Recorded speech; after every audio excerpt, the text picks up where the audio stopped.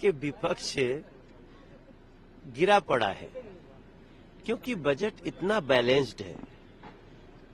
देश के हर कम्युनिटी के लिए, हर राज्य के लिए ये 2024 का बजट कुछ न कुछ बहुत खास लेके आया है।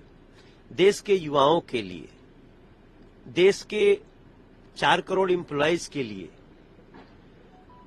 जो बिहार और आंध्र प्रदेश के साथ साथ झारखंड के लिए, हिमाचल के लिए, उत्तराखंड के लिए, नॉर्थ ईस्ट के लिए, ये सब तो विधिवत नाम पढ़े गए हैं। इसके बाद विपक्ष को सूझ नहीं रहा है कि वो विरोध करे तो कैसे करे।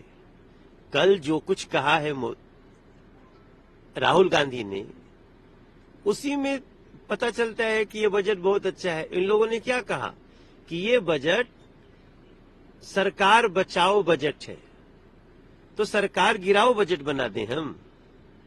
भाई, जब बजट सरकार को बचाने वाला है, सरकार को मजबूत करने वाला है, इसका मतलब अच्छा बजट है।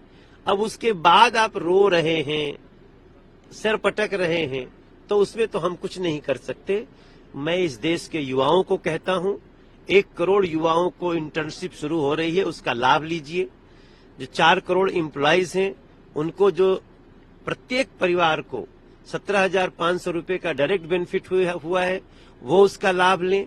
और लेदर की बनी चीजें सस्ती हुई हैं। मोबाइल के यूजर्स को 15% डिक्रीज हुआ है खर्चा। ऐसे मछुआरों का बहुत कल्याण हुआ है। बाढ़ग्रस्त क्षेत्रों के लिए बहुत अच्छी अच्छी चीजें आई हैं। तो इसका लाभ देश ले। और इसके बाद भी याद रखिए, ये 6 महीने का ही है। अंतरिम बजट आ चुका था फरवरी में, और 6 महीना बाद फरवरी में फिर आएगा। तो 6 महीने का बजट इतना बड़ा 48 लाख करोड़ का बजट है। इस देश में 48 लाख करोड़ का बजट आना ही अपने आप में एक बहुत बड़ी खुशी का विषय है।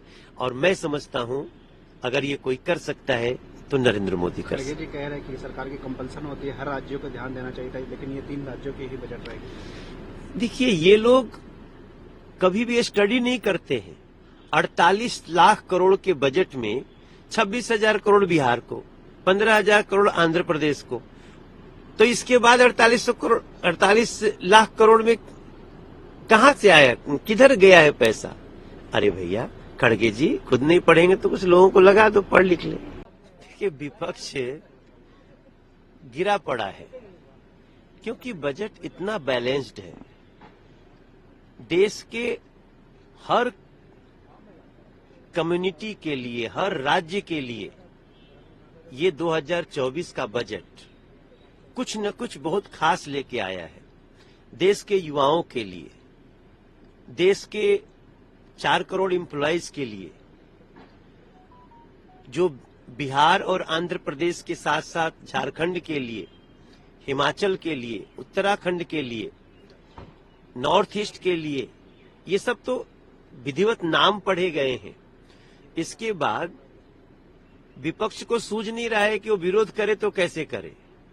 कल जो कुछ कहा है राहुल गांधी ने, उसी में पता चलता है कि ये बजट बहुत अच्छा है। इन लोगों ने क्या कहा कि ये बजट सरकार बचाओ बजट है, तो सरकार गिराओ बजट बना दें हम। भाई, जब बजट सरकार को बचाने वाला है, सरकार को मजबूत करने वाला है, इसका मतलब अच्छा बजट है। अब उसके बाद आप रो रहे हैं, सर पटक रहे हैं, तो उसमें तो हम कुछ नहीं कर सकते। मैं इस देश के युवाओं को कहता हूं, 1 करोड़ युवाओं को इंटर्नशिप शुरू हो रही है, उसका लाभ लीजिए। जो 4 करोड़ एम्प्लॉइज हैं, उनको जो प्रत्येक परिवार को 17,500 रुपए का डायरेक्ट बेनिफिट हुआ है, वो उसका लाभ लें। और लेदर की बनी चीजें सस्ती हुई हैं। मोबाइल के यूजर्स को 15% डिक्रीज हुआ है खर्चा। ऐसे मछुआरों का बहुत कल्याण हुआ है। बाढ़ग्रस्त क्षेत्रों के लिए बहुत अच्छी अच्छी चीजें आई हैं। तो इसका लाभ देश ले। और इसके बाद भी याद रखिए, ये 6 महीने का ही है। अंतरिम बजट आ चुका था फरवरी में, और 6 महीना बाद फरवरी में फिर आएगा। तो 6 महीने का बजट इतना बड़ा 48 लाख करोड़ का बजट है। इस देश में 48 लाख करोड़ का बजट आना ही अपने आप में एक बहुत बड़ी खुशी का विषय है और मैं समझता हूं अगर ये कोई कर सकता है तो नरेंद्र मोदी कर खड़गे जी कह रहे हैं कि सरकार की कंपल्सन होती है, हर राज्यों को ध्यान देना चाहिए था, लेकिन ये 3 राज्यों की ही बजट रहेगी। देखिए, ये लोग कभी भी स्टडी नहीं करते हैं। 48 लाख करोड़ के बजट में 26,000 करोड़ बिहार को, 15,000 करोड़ आंध्र प्रदेश को, तो इसके बाद 48 लाख करोड़ में कहां से आया, किधर गया है पैसा? अरे भैया खड़गे जी, खुद नहीं पढ़ेंगे तो कुछ लोगों को लगा दो, पढ़ लिख ले। देखिए, विपक्ष गिरा पड़ा है क्योंकि बजट इतना बैलेंस्ड है। देश के हर कम्युनिटी के लिए, हर राज्य के लिए ये 2024 का बजट कुछ न कुछ बहुत खास लेके आया है। देश के युवाओं के लिए, देश के 4 करोड़ एम्प्लॉइज के लिए, जो बिहार और आंध्र प्रदेश के साथ साथ झारखंड के लिए, हिमाचल के लिए, उत्तराखंड के लिए, नॉर्थ ईस्ट के लिए, ये सब तो विधिवत नाम पढ़े गए हैं। इसके बाद विपक्ष को सूझ नहीं रहा है कि वो विरोध करे तो कैसे करे। कल जो कुछ कहा है राहुल गांधी ने, उसी में पता चलता है कि ये बजट बहुत अच्छा है। इन लोगों ने क्या कहा कि ये बजट सरकार बचाओ बजट है, तो सरकार गिराओ बजट बना दें हम।